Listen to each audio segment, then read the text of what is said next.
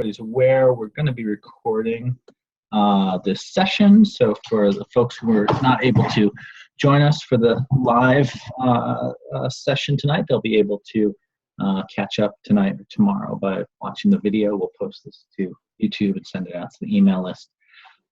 Just a few quick things about how to use this cool little nifty software that we've got here. I said it so I muted everybody's audio as you entered the session, so you're just sort of automatically set to mute. So we're going to stop a couple of times and check in to see if you have any questions. And there's two ways that we can field those questions.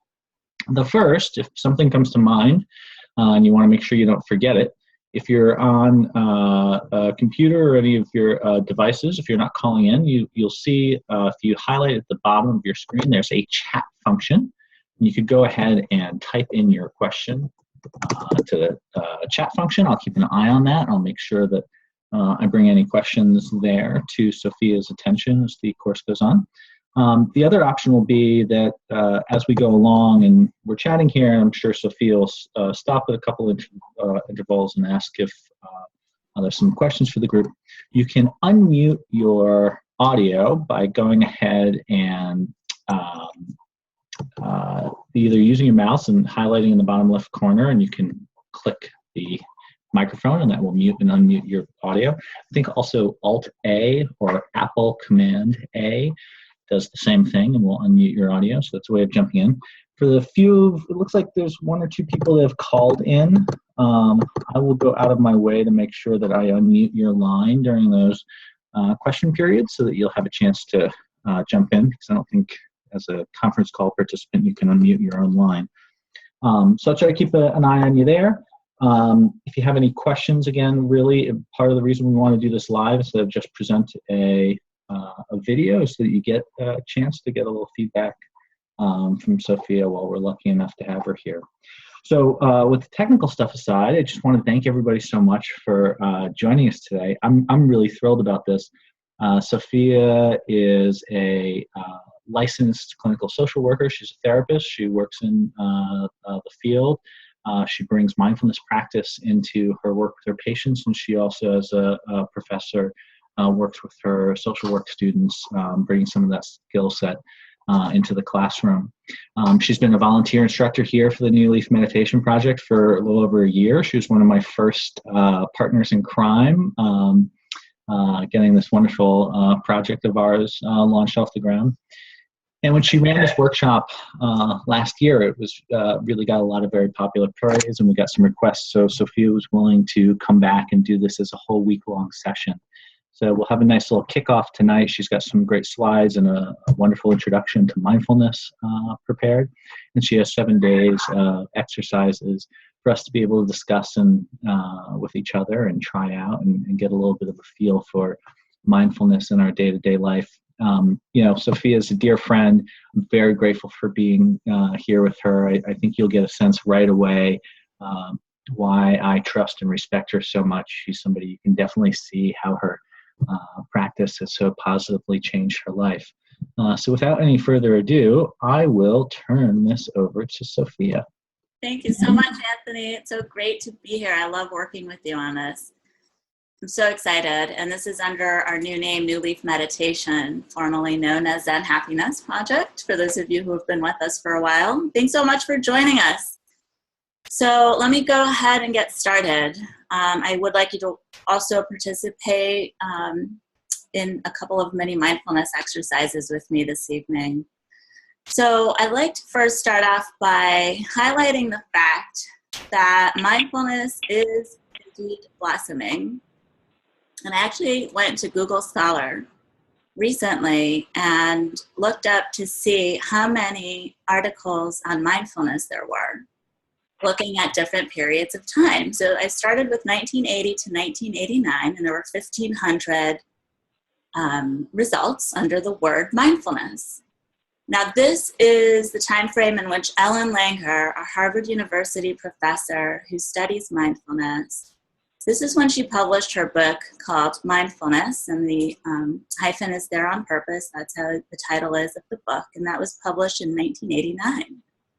Now look what's happened over the last couple of decades. So 1990 until 1999, there were 5,820 results that emerged. And then look at what we're looking at in the last 6 years alone.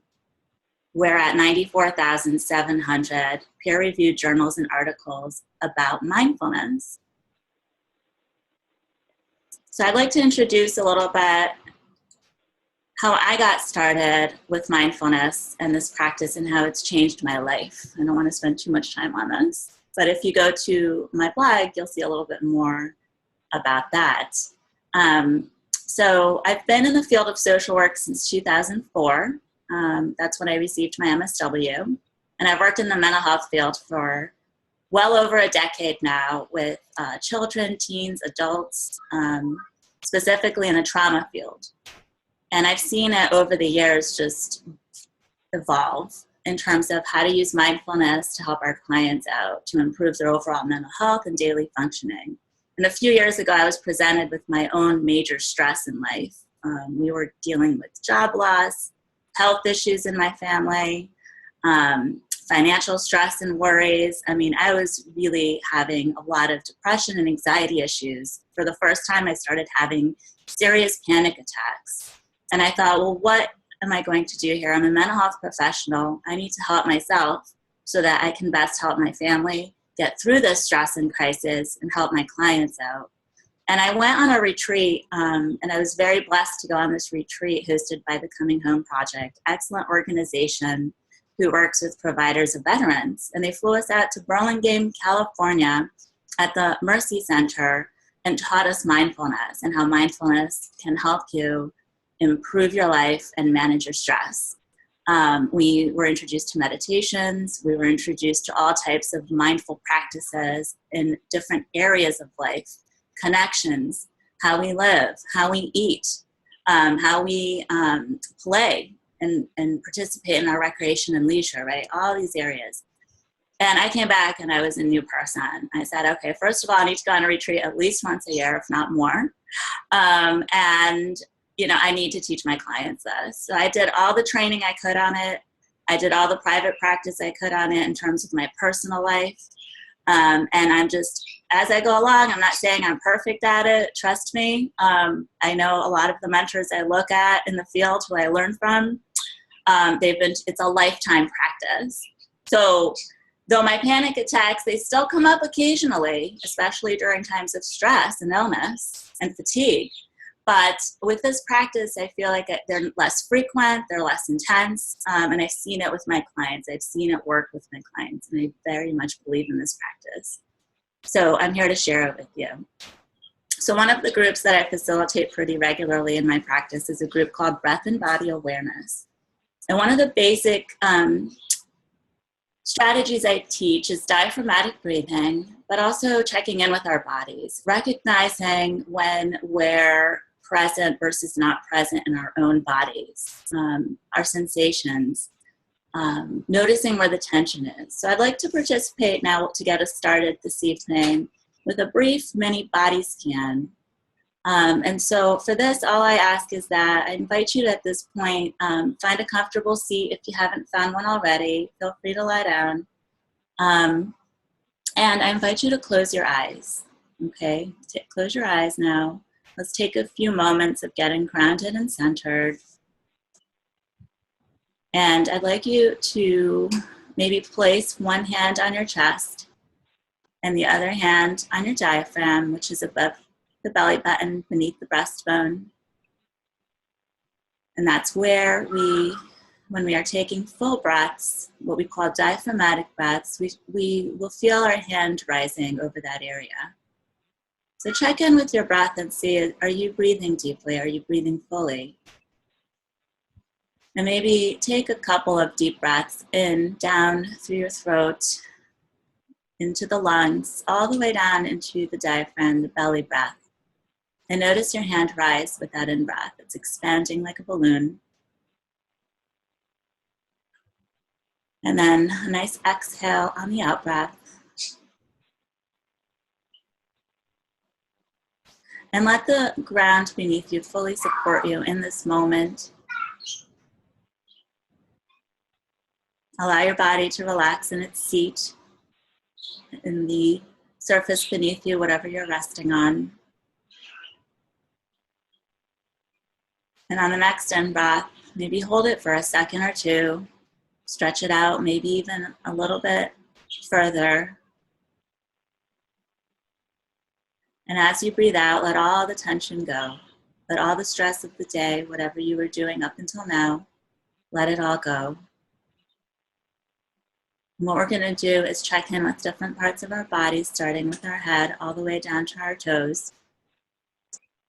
So starting with our forehead, eyes, face, jaw. Allow that part of your body to relax on the out-breath. You can even rest your hands now gently on your sides and on your lap. And notice your jaw, is it tight or is it loose? Allow the mouth to drop slightly open, perhaps placing your tongue gently on the roof of your mouth, which helps relax the throat. Don't clench your teeth, allow them to relax. A common source of stress and tension is in that area. And then mindfully going down to the neck and shoulders. And perhaps shrugging your shoulders up to your ears. And then bringing them back to the back of the chair or towards the floor, depending on how you're seated or lying down. Then down. Maybe doing a couple of shoulder rolls up and down and around at your own pace. Letting those shoulders and neck relax and get into a neutral position. And then on the next out breath again, as you breathe out, relax the muscles of the chest all the way down into the belly. We often also hold stress and tension in our stomach muscles. We hold our breaths in. There are different thoughts and feelings that can emerge when we think about that area. It's our power center. But allow that to be fully relaxed. No need to hold on to any tension there now. Allow yourself to take a full belly breath in and out as you work down into relaxing the muscles in your legs and in your feet, all the way down to the tips of your toes. So feeling calm, grounded, and centered, perhaps even noting to yourself, I am calm and relaxed. My body is calm and quiet.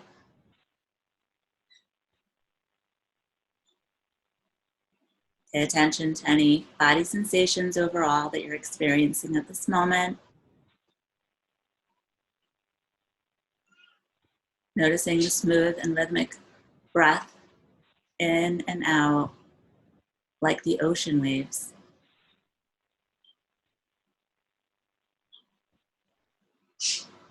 So bringing an open mind, awareness, receptivity to the information you'll be hearing tonight.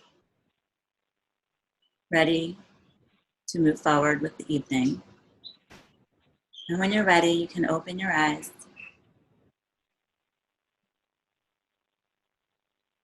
As we get back into our presentation this evening. So I'd like to do a brief check-in, and we will have opportunities for folks to join us in the New Leaf Meditation Project's open discussion group. So if you don't have a chance to share your experiences this evening, please feel free to do so through our open discussion group. We'll be following you this week there. We'll have more instructions about that later on this evening before we hang up. But I'd like to check in with a couple of folks. So Anthony, if you could help me with this would be great. I'd like to check in as to what you noticed. If you want to do it through the chat box and Anthony can share with us some of what he's reading, you're welcome to also verbally share with a couple of you. I'm interested in knowing if there were any distractions, and if so, what were they, or if you had a particular question that could help answer.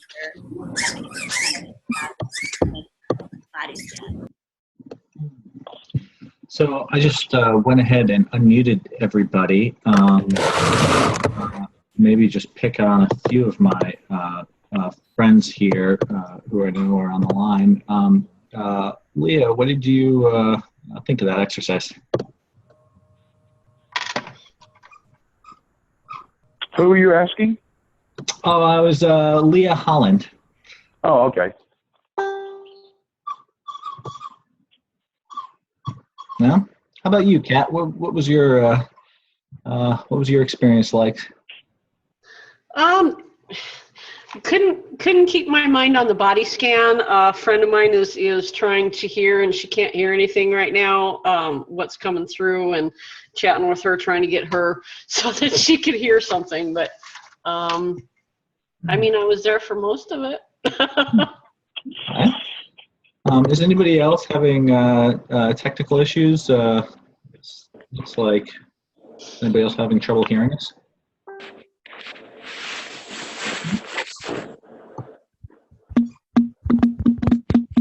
That's either a resounding no, or it's a really bad problem, right? Asking if people can hear you. How about anybody else? Does anybody else want to jump in and share anything about their experience? I'm ready to meditate. I thought it was very nice. I've had a lot of tension in my shoulders, and I was able to release it. So I thought it was very nice. Oh, that sounds like my friend Lee. Is that Lee? Yes, yes. Hi, Anthony. Hello, Lee. Welcome. Thanks for joining us tonight. That's great. Good. I think we're sounding okay over here. Sophia, you want to take it back over? Yeah, I just want to say that there are often distractions. What most of my clients struggle with is... Oh, sorry. Hold on one second, Sophia. I just muted you when I muted everybody. So now you're unmuted. Okay. I did want to say that distractions are pretty common, so we're going to talk about some common hindrances towards mindfulness, aka meditation. I'll note the differences between the two in a moment. So we will talk about common hindrances and how to overcome them in a moment. So thank you for those of you who did share. So I wanted to start by, since we have a lot of beginners on the call, and a refresh for those of you still practicing this, let me just go back to the basics. What is mindfulness? So mindfulness is about being here in the present moment with full open awareness and also non-judgmentally. So I spend a lot of time working with my clients and myself on working with the judgment thoughts that we experience often about ourselves, about other people, and about the world. So those often can actually be one of the hindrances, and we'll talk again about how to overcome those. So mindfulness can be practiced in terms of using our 5 senses, connecting with the world around us and with the people around us. It's also important we use mindfulness practice in order to be acquainted with ourselves and our internal state of mind, our internal, what's going on emotionally for us, and how that intersects with our outside world and environment. So we'll talk about that a little bit more. So I wanted to also clarify between mindfulness and meditation. Our group here is known as New Leaf Meditation Project. So we teach meditation techniques specifically, and we're branching out into addressing and going over different types of meditation. Now tonight we're focused on mindfulness, and people ask, well, isn't it the same thing? We know there's meditations called mindfulness meditation specifically, right? And that's in a way the mini exercise I did was mindfulness type of meditation, but also awareness of your body, your sensations, and staying focused. So mindfulness is actually a practice of being present and grounded in both the body and the mind, and being fully aware of our experiences as we're experiencing them. So it's less focused on what are we thinking about what we're experiencing, and more of direct experience. And so some examples are people experience mindfulness when they're fishing, when they're hiking, when they're out in nature, when they're at church or the temple or a mosque praying. That could be a form of mindfulness. We're fully present, soul-wise, heart-wise, we're there. And so there are so many different ways that you can be mindful. Meditation is one way to practice mindfulness, but there are many ways to do it. So Anthony, how do okay, good. I was covering up my title slide, excuse me, as we get used to the software here. So how can mindfulness reduce stress? So just a little bit of an overview.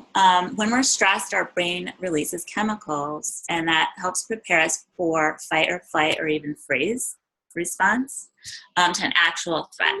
So our sympathetic nervous system is preparing us by slowing down digestion, increasing blood pressure, which then also leads to muscle tension. So we can feel it in our bodies when we're stressed, right? People complain of headaches, upset stomachs, feeling their blood pressure go up, feeling hot or flushed, feeling those muscles tense up. Again, preparing us for that fight, flight, and sometimes we shut down. Sometimes we freeze. We're not sure what to do in response to a stressful situation. So over time, this is a chronic release of stress hormones, which can lead to short and long-term health issues. So a lot of people have experienced, for example, trauma and struggle with post-traumatic stress disorder, are usually more prone to having health ailments, physical issues, bouts of depression or anxiety. So we teach them ways to reduce that reaction so that in response to maybe perceived threat, that our bodies aren't automatically kicking into this high gear stress reaction. So we try to slow down the reaction. We try to practice stress reduction during periods of our lives when there maybe isn't as much stress going on. That really is the best time to practice so that we can prepare our systems for handling real stressful situations when they do emerge, which inevitably they do. So I tell clients, we need to be practicing this every day, not just when we're feeling stressed. That's really the key. You don't want to wait until you're already in this reactive stress mode. Because you might have already depleted your resources. You might have your immune system's already weakened. So as we practice the relaxation response, which is what we do with these techniques, our immune system strengthens. We become more resilient mentally and physically to handle life stressors as they do emerge. So as I say here, consistent and regular mindfulness practice helps trigger the parasympathetic nervous system. So it releases relaxation hormones like oxytocin, which is responsible for intimacy and social connection. So when we hug ourselves, when we hug others, we're actually releasing this important hormone that we have that's part of the mammalian system, which helps us feel bonded and connected, which is a very important part of our healthy functioning, is to feel connected with others in healthy ways and in safe ways. So I will highlight some ways to practice mindfulness. So one gateway to the present is our five senses, so sight, sound, touch. We use these five senses to ground, to be in the present, physically, mentally, get our minds and body into one place. So it's an active awareness. We're fully engaged with what we're doing in that moment. We're not thinking about the past. We're not worried about the future. Our minds might try to take us there, and that's okay. That's to be expected. So there's a lot of training on focusing the mind, not trying to create a blank mind, but trying to basically slow the mind down, slow down the thought racing, and redirect the mind over and over and over again to being fully in our present moment, in our present experience. Observing and describing are some practice skills that we can use. We can certainly, a lot of times we'll say phrases like, try to observe and describe in your mind what you're seeing. And that helps train your brain to get into the moment. So a lot of times we'll do a visual. So for example, look in front of you where you are right now. Don't look at the computer screen. Pick an object, maybe a picture in the room that you're sitting in right now, and take a moment to look at this object or picture. And I'd like you in your mind to describe everything you notice about this picture. I'd like you to look at its texture, size, color. So describe it in your mind without judgment, just noting what you see and being as detailed as possible. I'll give you a minute to do this.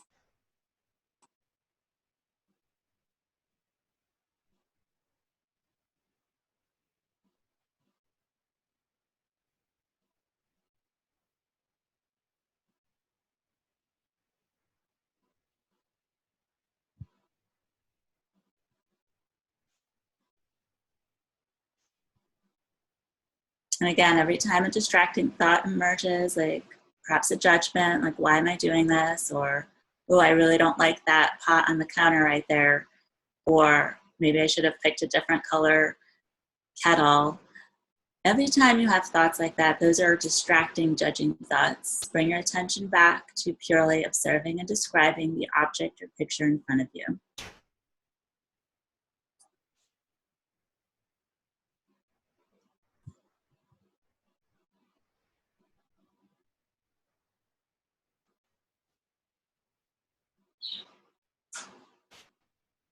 Okay, good. And you might have noticed some distractions. You might have noticed thoughts. You might have noticed judgments. You might have been aware, noticed things that you might not have otherwise. Something that you didn't pay attention to all day. Suddenly you're aware of something new. So it's interesting. If you have comments, please feel free to share them in the chat feature. And Anthony, feel free to let me know if anyone's made any comments about this particular practice of observing and describing. Please keep in mind, I am giving you mini versions. So we have the program I work in is a 10-week program, and we work with clients on these exercises and this information 5 days a week. It's very intensive, and it's for 10 weeks. So keep in mind, this is just very basic introductory information of some of these practices. I spoke about non-judgment before. The here and now is an important element of mindfulness. Acceptance. And I'd like to talk about that a little bit for a moment, because acceptance is very, it can be a little bit tricky for some folks. So some people say, how can I accept something if it's not safe or if it's not helpful? So I'm not talking about acceptance of unsafe situations or putting yourself in harm's way, okay, right? I'm talking about acceptance of our bodies, our minds as they are, our life as it is on a daily basis. Acceptance of reality. Dealing and living with what's happening right now. So again, I want to put on the side the fact that we're not going to accept unsafe situations. It doesn't mean we put our boundaries aside or we don't set limits with people. That's not what we mean by this. So it is a very heavy duty topic, and it's something that warrants a lot more discussion and a lot more attention than just the few words I'm saying about it right now.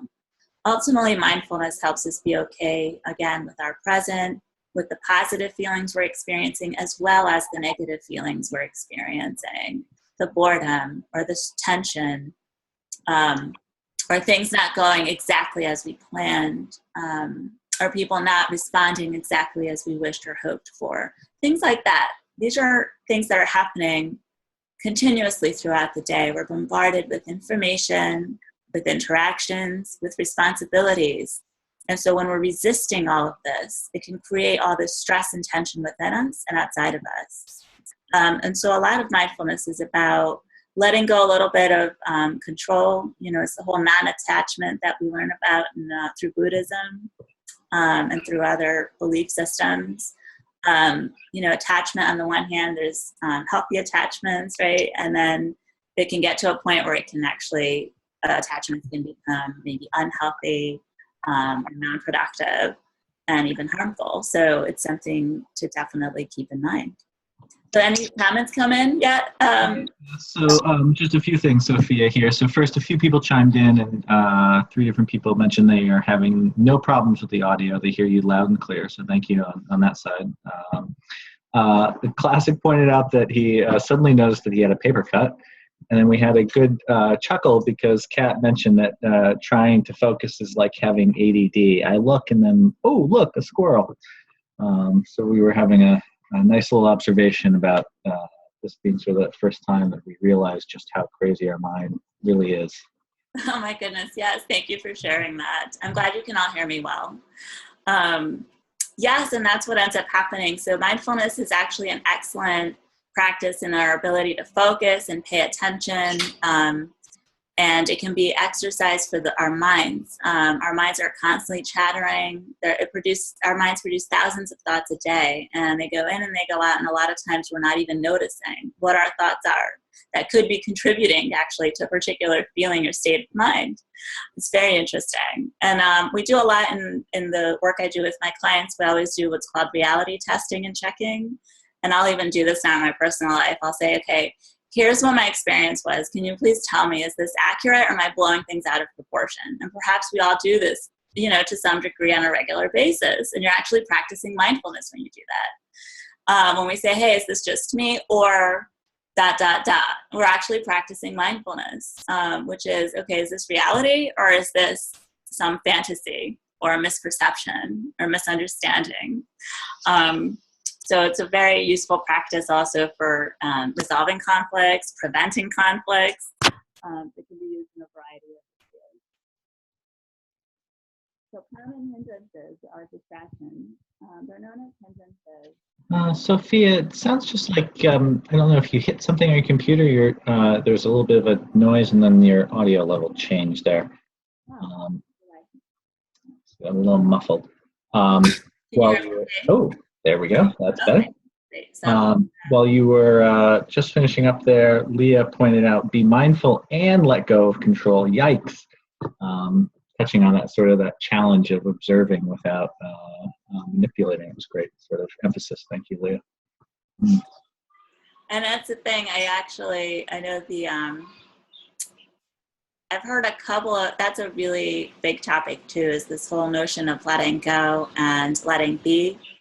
And some things are worth holding on to, right? So again, it's that mindfulness of what's worth holding on to, when is it time to let go, right? Let go of an idea or a thought or a fantasy or a wish or a desire or an attachment that might not be too great for us, right? So we definitely, it's so helpful in my personal practice. I've seen that, yes, I've noticed where I struggle with the concept of letting go, and I'm actively working on it. Is it easy? Absolutely not. Will it take time? Yes. I've been working on letting go with one particular thing for the last 5 years, actually. It's gotten a little bit easier, but it's still very, very challenging. Right? You can relate. Anthony, you're nodding your head. And some common hindrances of mindfulness, what takes us away from this present moment, right? The racing mind, I've heard all of these, not enough time, difficult thoughts and feelings that need to escape or numb out. It's so common. Through food or through junk food or through, what's common, have a drink, have many drinks, have ice cream, etc. So a lot of times we feel, this need to escape our present reality through some other means. When we're mindfulness or during, people trying to do meditations, they notice pressure to get up and get stuff done. Sitting here, being present, they're thinking of to-do lists that still need attention, so that can be really difficult. Urge to eat, go to the bathroom, etc. Thoughts like, oh, this is a waste of time, why bother? Distractions and loud noises, we heard that as one of the hindrances before with the mini body scan, right?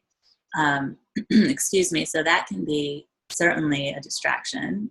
Not having a designated time, like space for your practice. Also sleepiness or drowsiness or just overall fatigue can set in, and that can interfere as well. So anyone think of any others not listed here that you'd like to add to the chat box at this time? And Anthony will let me know what he's seeing there. Just a personal observation, if I can. I really loved your reflection on acceptance. And I was really thinking as you're going through this list how, for me, that first couple of months of meditating regularly, and I live in a condo association that is 0.2 of a mile away from I-95, an interstate that has, even at its quietest times at 2 o'clock in the morning, there's still the air brakes from trucks going around the corners. And I could hate it and wish it was something different, or I could learn to be okay with it and accept it and just observe it. And that's sort of that non-judgmental awareness. I don't know if I could have continued to have sat if I didn't grow in acceptance, just how much value there is to these hindrances. I'll put it this way. I'm almost to the point now where I'm grateful for these kind of distractions, because if it wasn't for this stuff, I wouldn't have grown in acceptance. That's amazing. That's really poignant, Anthony. Thank you. And that's exactly what it's about. And that's what I'm speaking to. And when we do these practices, I know it's just funny because when I do my breath and body awareness group, we're in a room where there's a staff bathroom adjacent. And one of the common distractions clients get that bother them is the toilet flushing during mindfulness or meditation practice, okay, or during a relaxation exercise. So I can see people's eyes rolling. I can see them wake up from their restful state when they hear that, or when people fall asleep sometimes, which does happen, they can hear snoring. So some of us maybe have partners who snore and wake us up in the middle of the night. So there are all these noises. And so I did a mindfulness of acceptance of noise and sound, for example, recently. And I said, okay, just notice the sounds as they enter. Notice the silence and space in between the sounds. Notice what happens as the sound goes away, but relax into it, breathe into it. And so we're aware, we're not judging, this is loud, this is disturbing my peace. How dare they use the bathroom right now during group time, et cetera, and so forth, right? Our minds can just go with it. And then we're getting ourselves all riled up.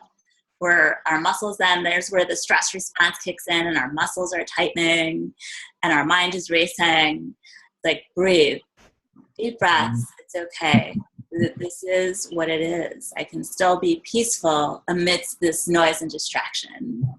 So that's ultimately what we're trying to do here. That's great. Thank you for that. And there were a couple of nice contributions to the chat that I thought you'd want to hear, Sophia. There's some people relating to the distractions of pets, learning to sit with a cat on a lap and the distraction of a cat. The to-do list is difficult for Jennifer. She realizes she's a bit of a control freak, and that the to-do list is always difficult for her to accept. Leah talks a little bit about the being in Texas in a 103-degree heat going on. So certainly a few people recognizing some of the distractions here.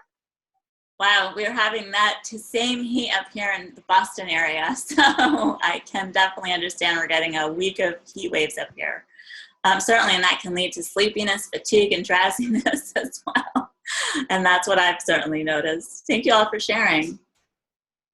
Yes, absolutely. And so how do we manage these hindrances? Well, first of all, one of the things that I've learned and that I'm trying to teach others is that we don't perceive them or try to see them as obstacles, right, that can't be overcome. We can actually see the hindrances that we experience as information. They can be our teachers. They can guide us. They can give us more information. And then I have some specific strategies here. For example, I mentioned about the importance of daily practice with mindfulness. So whether you're doing a specific type of meditation practice for your mindfulness or mindful activities, et cetera, and so forth, it is similar to brushing our teeth, right? I mean, we really have to brush our teeth. The recommended is twice a day, every day, after meals, flossing, et cetera, and so forth, to have healthy gums and prevent cavities, right? So if we went days or weeks or months without brushing our teeth and taking care of our teeth and gums, I mean, we know what would happen, right? Exactly. So mindfulness is similar in that it's something we need to make time for and practice on a daily basis, okay? It doesn't have to take hours a day. Even I've noticed just a few minutes of mindfulness practice, sometimes that does involve meditation for me personally.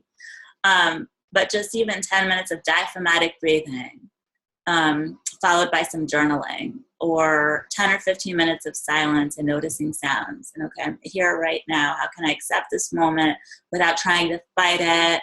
How can I accept the fact that my stomach is not feeling at its best today for whatever reason? Maybe I ate the wrong meal, it's not properly digesting. How can I sit with myself and be okay with myself, right? And what's happening around me and within me. If I do this 5 or 10 minutes throughout the day and kind of weave it into my day-to-day routine, I find that I'm a much calmer person. I find that I'm able to tolerate distress more easily. And I don't mean, there are days where I definitely skip out on these things. I don't take as good care of myself, and I definitely notice what happens to me when I do that. I lose my energy, I definitely get more irritable, and it actually ends up impacting my sleep at night. So it's tough, and it's regular maintenance and routine. And so we just keep at it, and we try to connect with other communities like, New Leaf Meditation, to support each other in our practices and give each other that encouragement and how to work through other hindrances as they come up. So any comments or questions this far? Let me do a brief check-in before I move forward here. Anything coming up? Seems Kat was just saying we've lost mindfulness when we become a generation of multitaskers. I think that might be interesting if you want to reflect a little bit on multitasking versus single tasking and mindfulness. Thank you. And that's actually, thank you for bringing that up. That's actually, there's this myth that we can multitask, and it's actually not true. So we can have a lot of different things going on in our lives or in a day or in an hour all at once, and our brain actually can only focus on one thing at a time. So mistakes start to happen, and productivity actually starts to go down when we try to multitask or do more than one thing at the same time. I can have the laundry in the wash. I could be having a pot on the stove of something I'm cooking, but me being able to cook and wash my laundry exactly at the same moment is not possible, right? So a lot of things like that. I noticed, for example, that when I'm driving and there are people in the car with me, okay, I'm trying to pay attention to the road in front of me, but that's not a good time for me to be having a deep, meaningful conversation with someone, because for me, I need to focus on someone and hear truly what they're saying. I can have casual discussions in the car, but if I'm focusing on the road, I need to focus on the road. So multitasking is definitely something that really our brain cannot do. We can get a lot of things done, again, throughout the day. I switch between emails, phone calls, paperwork at work, for example, but it's not possible to do it all at the same time. So I hope that helps. But there is a lot out there right now in terms of, we have a lot of media, we have instant access to people through social media and through text messaging. So it can definitely get a little bit overwhelming. Absolutely. So we've got two questions came in and a few amens to the second question. So it seems like people are interested in the work question. The first one is, actually, this is a good question. Can you replace meditation with journaling or another kind of mindfulness? Are the other kinds of mindfulness just as effective?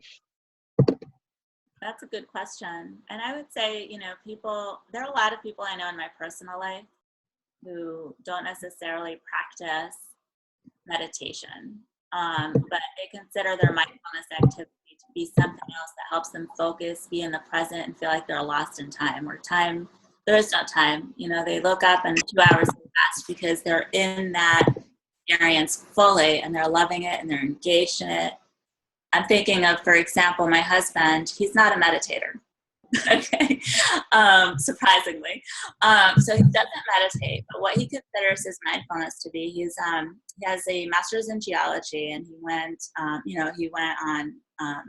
he did fossil hunting, for example. And when he's out there, he said when he's looked for fossils, that's his mindfulness. That's in a way his meditation. He's just super focused, and he's right there, and he's fully present, using all senses in the experience. So think about it, and maybe people want to chat about or add in the chat box, what is your mindfulness practice? What helps you engage all your 5 senses and be truly in the moment, completely, mind and body? I love that, Sofia, and I love that the example of your husband. And I'd say I have started saying in my introductions to meditation that the very first myth that I encounter or try to counter is that there's no wrong way to do this. If you are living your life more fully, more completely, more authentically, you will start seeing your acceptance, your emotional and spiritual equanimity increasing, and That could be because you're taking yoga. It could be because you have a knitting practice. It could be a journaling practice. Like there's no one size fits all answer. It's about discovering the shoe that best fits you. So I love your husband's geology example. I got a great one that I think a few people voiced that they, actually there's some good comments that I want to read here too that I'll come back to in a second. But the workplace question is, what's the best way to be mindful in a busy workplace? For context, Alexis was asking this. She's a nurse. Oh, that's a great question. I actually do trainings on this at our facility. I often get pulled into different departments to work with employees, anywhere from inpatient to outpatient levels of care, nurses to social workers and case managers. So I actually address that. I have a mindfulness at work email that's going to go out this week, actually. So I will be speaking more to that. So keep an eye out. Yes. And actually some of the way, as I continue with my managing hindrances, I think you'll find that this applies to home or work setting. And certainly I think that's an important one to continue in the open discussion group as well, because I like to hear from folks when you go in there. Let me know what your work environments are like and what specifically, maybe some of you actually are practicing things that are helping. And I'd love for us to all share what we know with each other. I like to see how people are managing stressful work environments, whether it's other people or because of the nature of the work, or both. And let's have a conversation about it this week. Absolutely. If I can pause to just make a technical announcement, and I'll address this a little bit at the end too. I should have probably said more about it at the beginning. Sophia can respond to the daily emails that are coming out. So any of your replies will be helpful because that'll help shape some of the conversation as the emails go out through the course of the week. And then there'll be a very active conversation in the discussion group. So, there's about 215, 220 people signed up for this course this week. So I think these will be great topics to really explore in the discussion group as well. Sophia, if I can just share a few things with you here. Richard mentioned earlier on while we were talking that the community part is really important to him. It's helped him know that people who have been meditating for many years can still have trouble in their practice. And then a few people chimed in when you were talking about where they can find their mindfulness, said hiking, camping, being in nature, yoga, walking my dog, meditation, walking meditation, and a few amen choirs to some of those themes there. Thank you. That's fantastic. That is so great. Thank you all for sharing those experiences. So a lot of us have mindfulness ingrained, it's built within us. And so what we're doing is just reminding ourselves and each other in a world like this with so much information and so many distractions now, that we can go back to our inner sanctuaries. That's why I called my blog and Facebook page Sophia Sanctuary. It's about replenishing our inner strength, resilience, and sanctuary, and creating some peace and some safety and just within this big world we have where we're all connected globally now, right? It's amazing. So on the one hand, it's exciting and amazing. At the same time, we need to slow down, take bite-sized pieces in, try not to overwhelm ourselves, just really slow down and enjoy it more, right?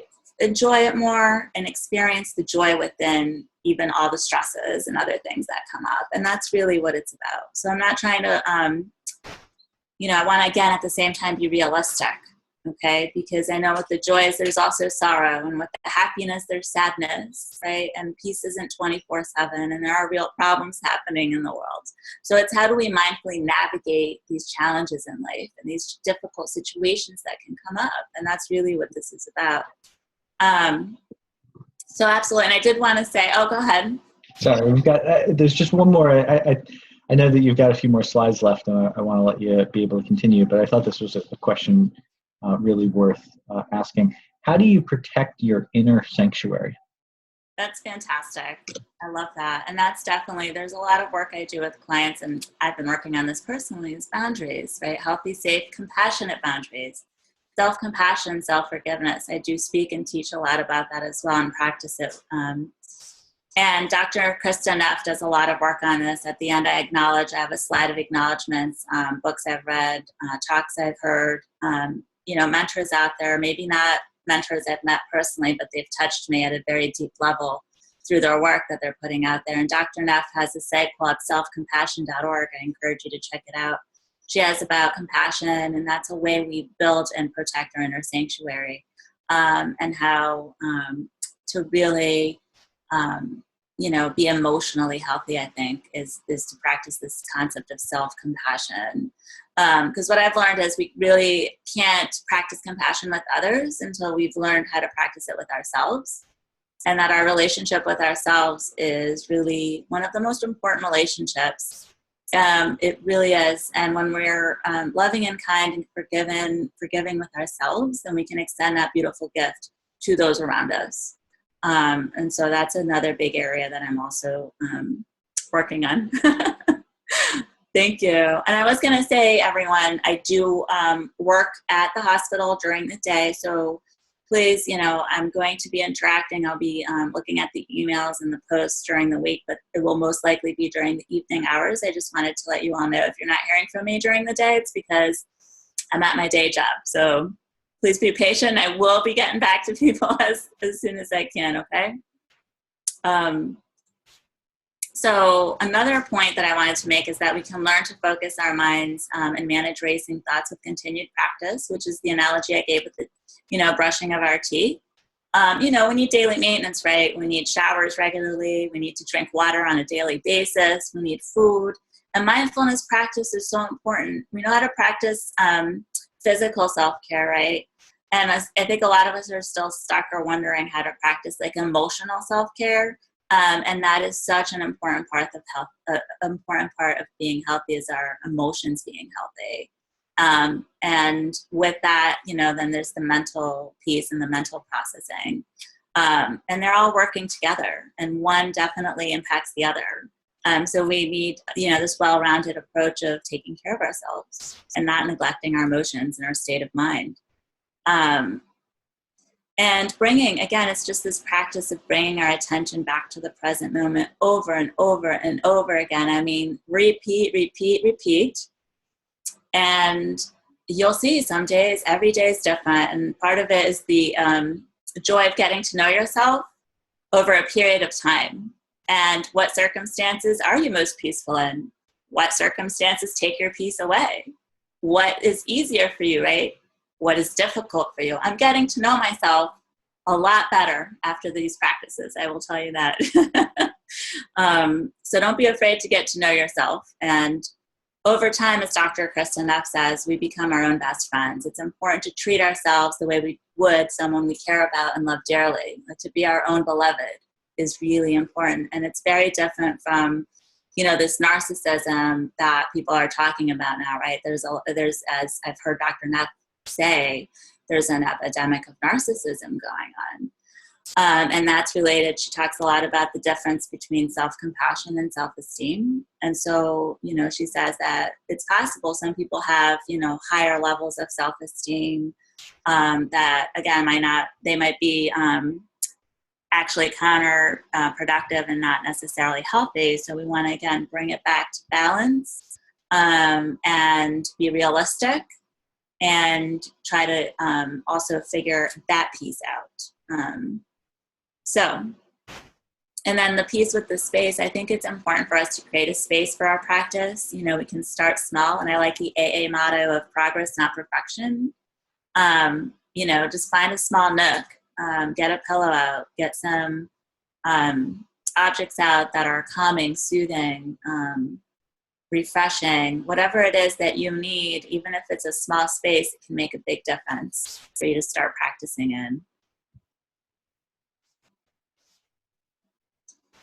And then, like I say here, because people say they have to use the bathroom, they have to get a water. I mean, listen to your body and do what you need to do. I know with meditation practice, we try to sit through discomfort, and that's a little bit different. We ask people when we're doing actual meditation, use the bathroom before you come in. Fine, if you need a sip of water, maybe try to just eat a light meal an hour or two before your practice. So as people had mentioned, some people like yoga. Exercising is another activity that can be done mindfully. You're in your body, you're present, you're taking care of it.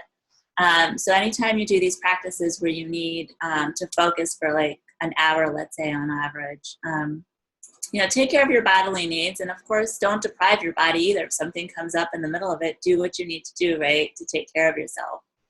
But with mindfulness practice, you can mindfully do all of these activities, as we heard from folks and as we talked about just a few moments ago. And then meditation and some mindfulness exercise do help elicit the relaxation response, which can make you drowsy.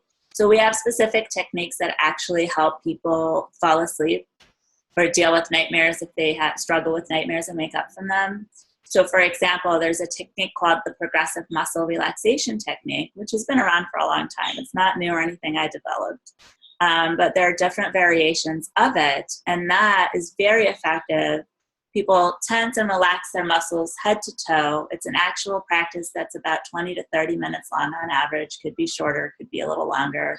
And there are a lot of apps now that walk you through exercises like that, and I'll even share some of them with you. There's people will get a copy of these slides via email, and you can look at the resources, additional reading material, things like that you can check out on your own and see how that works for you. So sometimes that is the goal, is to relax, fall asleep, is what I'm saying.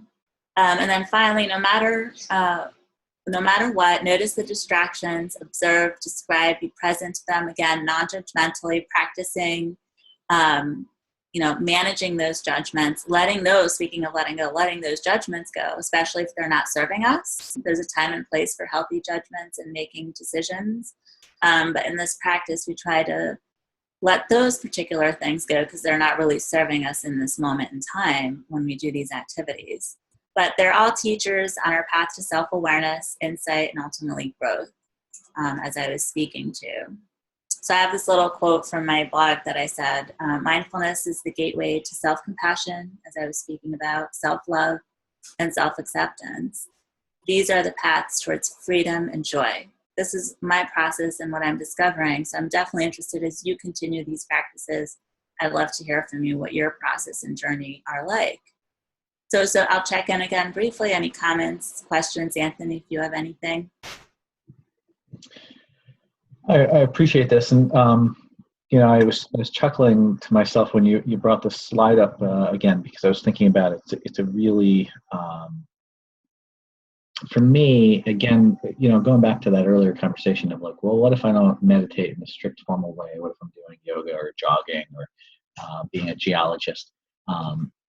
This quote really kind of captures some of those, the benchmarks of if you're hitting these things, if you're seeing growth in these areas. It's great.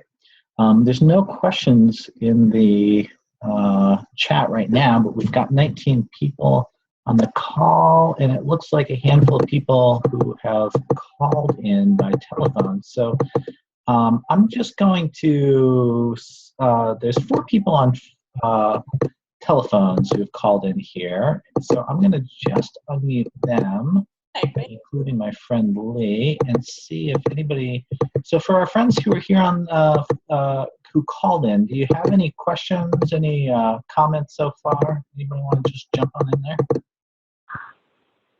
I just wanted to go over briefly again the difference between the actual meditation practice and what we're doing here as mindfulness.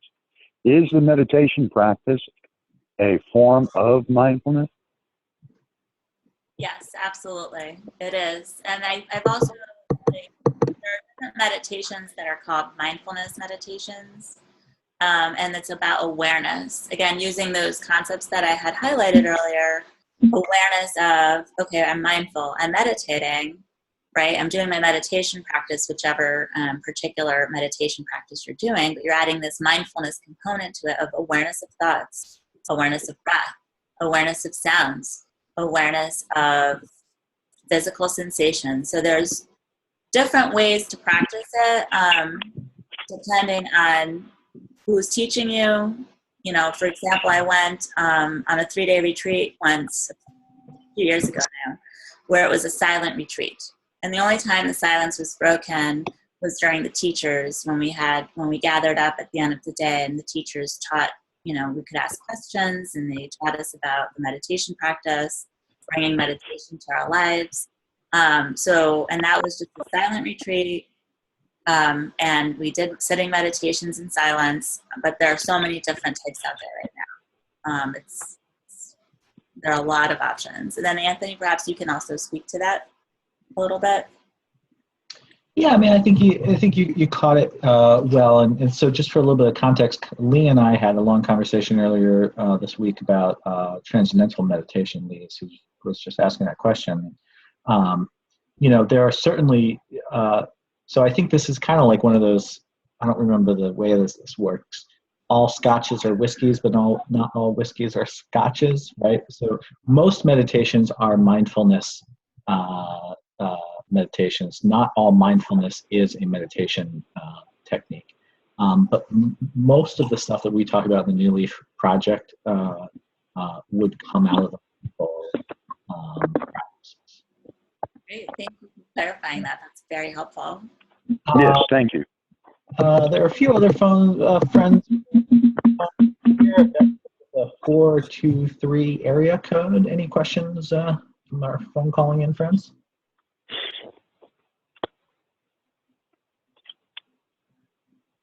Okay. What area code did you say?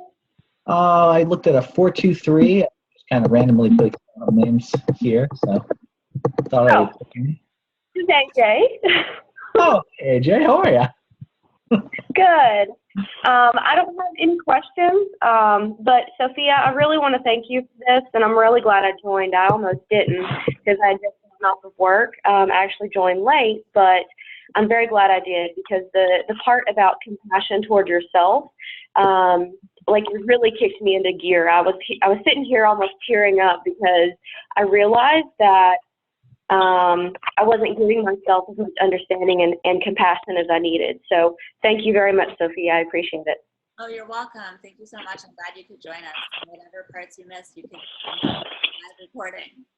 I'm so glad. This is my passion. So I'm glad to be doing it. Thank you all for taking the time to be here with us. So Sophia, I'll go ahead and mute the phone line folks again, and then I'll let you carry on. There was just one comment that I thought I'd share from the chat group that was nice. Julia said she loves the practice of not getting frustrated by thoughts, but allowing them to teach you something about yourself. She says, thank you. Absolutely. Thank you. Great comments. And to Anthony, can I do a time check? Because I can't see my clock on here. It is 8:05. Oh, wow. Where does the time go when you're having fun? Time flies. So I'll see how much, let me see what else I have here. And I know we're going to have to try to wrap it up because we were saying we were going to keep this 10 hours. So thanks for hanging in there. Is it okay if I have just a few more moments? Thank you. We've actually grown to 20 participants. So people are joining the call, not running away, and people are obviously, you're welcome to jump off if you need to. Nobody gets kicked out of the group if your schedule doesn't allow. So feel free. Thank you. I appreciate that. I have some slides on myths. So I can't spend too much time on it because I do have to wrap things up shortly. I do have mindfulness. Now I have mindfulness of parenting this evening and getting the kids to bed. Okay, so I just wanted to, again, go back to this time for mindfulness. The fact is mindfulness can be practiced anytime, any place, and for as long as you want, and that's where I was speaking to, trying to weave it in to my day. Like, for example, I'll have mindful transitions between different activities. Home to work, work to home. Okay, time with the kids, now I need time with myself, time with my husband. So in between shifting gears and roles, I try to do a few moments of, even if it's go up and do a guided meditation for a few moments, deep breath. I'll sit in the car and breathe, maybe do a guided meditation before I come into the house, or mindfully connect with someone I haven't spoken with in a while. So there are different ways, and you can do this at work as well. For example, I'll be doing documentation, right? I have administrative tasks. I also have clients I have to see individually or as in a group. So in between client meetings, I might do a 5 or 10 minute breathing exercise or do a mindful walk. And that really helps me hit the reset button and get geared up for the next task I need to exert energy in. And even today, before I did this call, I did have to take at least 15 minutes to practice a guided mindfulness exercise that I did. I actually been using that app called Insight Timer, and I find it really helpful. There are a lot of excellent teachers on there providing samples of their work, and it's fantastic. So I've been using that particular app. The other myth that comes about is that it's a new age fad and people will lose interest eventually. But as you've seen, there's been a growth, right? I showed you that with the first slide this evening. Ellen Langer, the professor I mentioned, she's been studying mindfulness and its effects.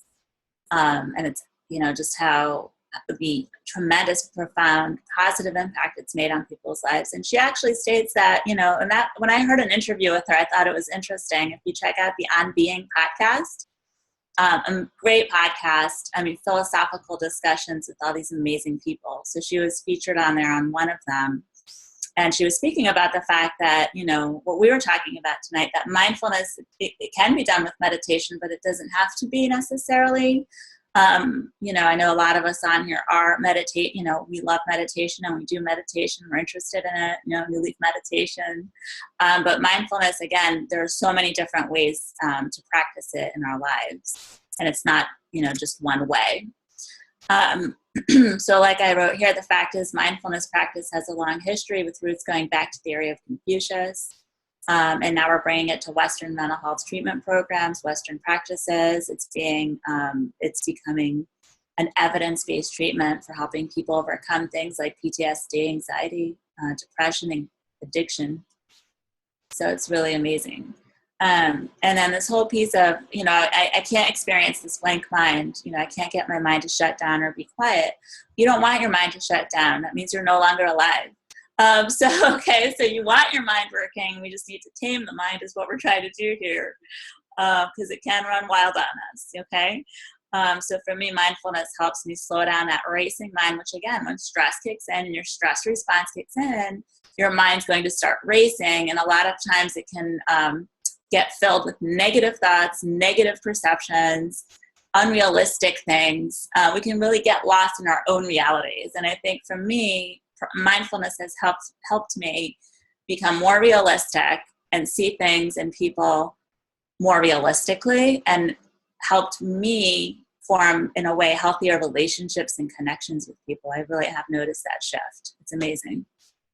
But it's also helped me be mindful of, where to practice healthy boundaries, as I was mentioning earlier, which is important too.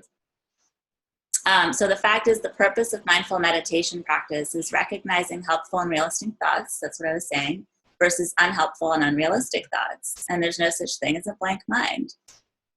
So I like this analogy I'd heard once. I don't remember who said it, but someone said the mind produces thoughts like eyes produce tears. Our mind's always working, and this practice, like I said before, helps tame it so we can effectively manage difficult thoughts that arise and feelings. And here's a quote from Ellen Langer from the book I mentioned earlier. She says, one reason mindfulness may seem effortful is because of the pain of negative thoughts. When thoughts are uncomfortable, people often struggle to erase them. The pain, however, does not come from mindful awareness of these thoughts, but from a single-minded understanding of the painful event. A mindful new perspective, this is the key, would erase the pain more effectively. And I think this is the exact practice I'm trying to work on now in everyday just relationships, connections, difficulties that arise. I find this to be very helpful to me. And then this other piece, there's only one way to practice mindfulness, which we've been talking about this evening. So again, it can be practiced in a variety of ways. It is a type of meditation's one type of mindful practice. Anthony helped clarify it even further before. But the way we work, live, love, and play are opportunities to bring mindfulness in, so that we can be fully present in these experiences. So the daily emails will reflect exercises and a reflection on different ways we can practice mindfulness this week. So there's a different theme for each day. And you'll see that day by day this week. And finally, mindfulness is about religion, or it conflicts with one's religious beliefs. So I've had people say, I can't do this, it conflicts with my religion. So mindfulness is actually a skill that all of us can use regardless of our cultural or religious beliefs. So some, meditation practices might have certain cultural religious roots, but the practice itself is not actually being taught in a secular context. And that's how I usually teach it and what I do with it in my practice. So for example, mindfulness and meditation are now being used in the mental health field. And there's been an increasing number of research studies showing its effectiveness on improving mental health and managing symptoms, like I mentioned earlier, commonly depression, anxiety, and also treating addiction. So we have a lot of our treatment programs now out there in a variety of settings have been using mindfulness techniques and meditation practices. And even the Department of Defense is funding research and establishing grants and programs such as yoga and mindfulness and meditation to help returning combat veterans work through the PTSD and after effects of being in a combat situation. So it's really amazing. The 5-minute mindful break, I have tried this at work.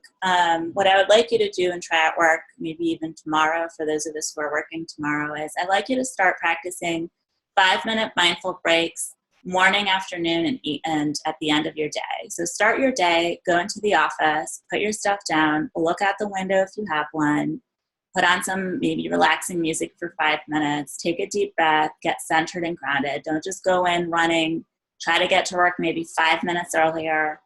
And then in the middle of the day, set your timer, maybe set an alarm to go off in the middle of your day to remind you to breathe, stretch, get up from your chair, turn off the emails on the phone. And then later in the day, before you go home, wrap it up, put stuff away, organize your desk so you don't feel like you're coming into a chaotic work environment the next day. So I'd like you to try this and then report to us how it went.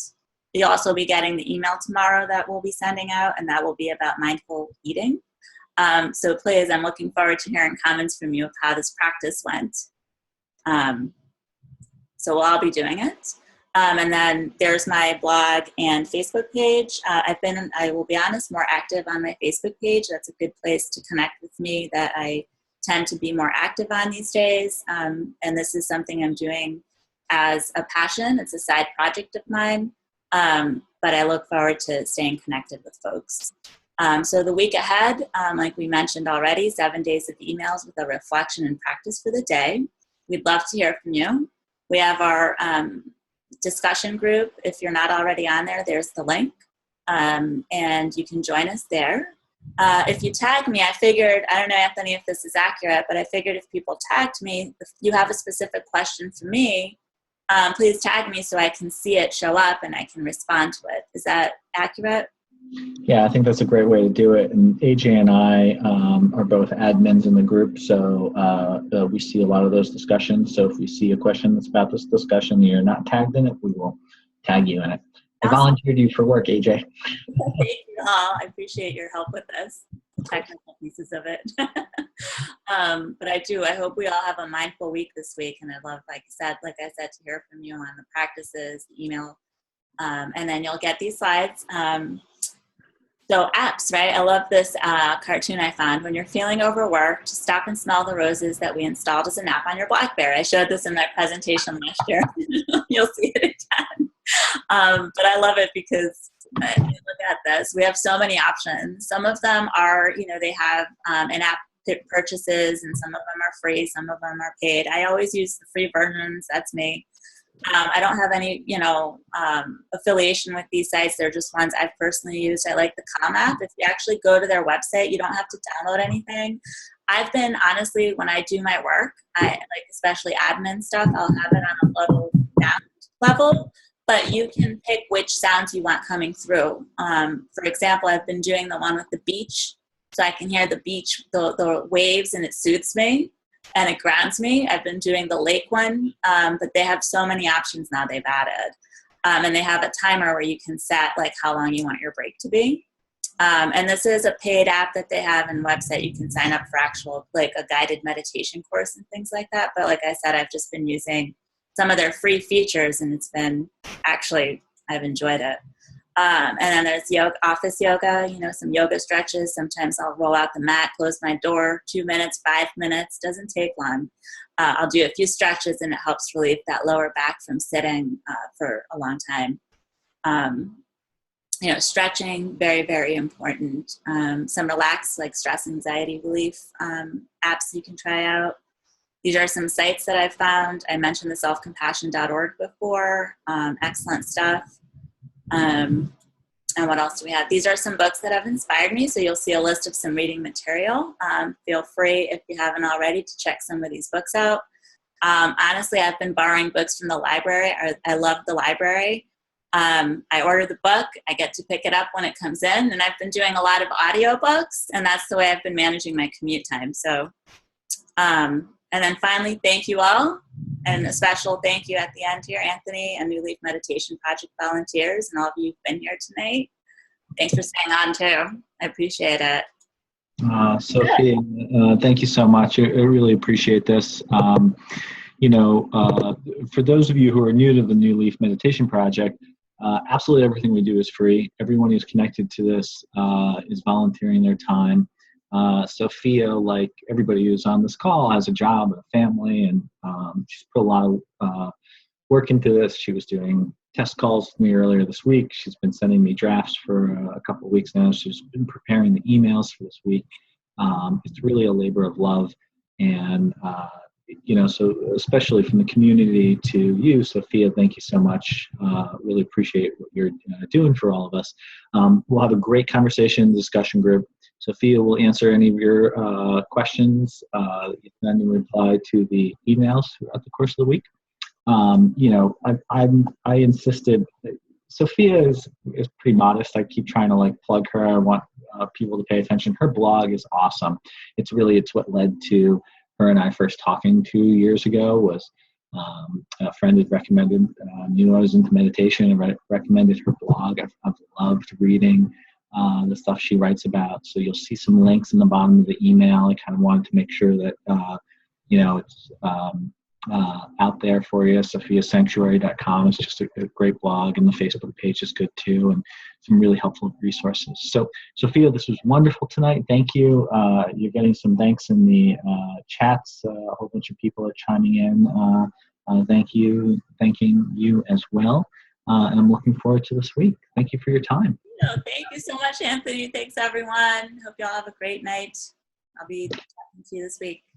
Have a good one. Good night, everybody. Bye.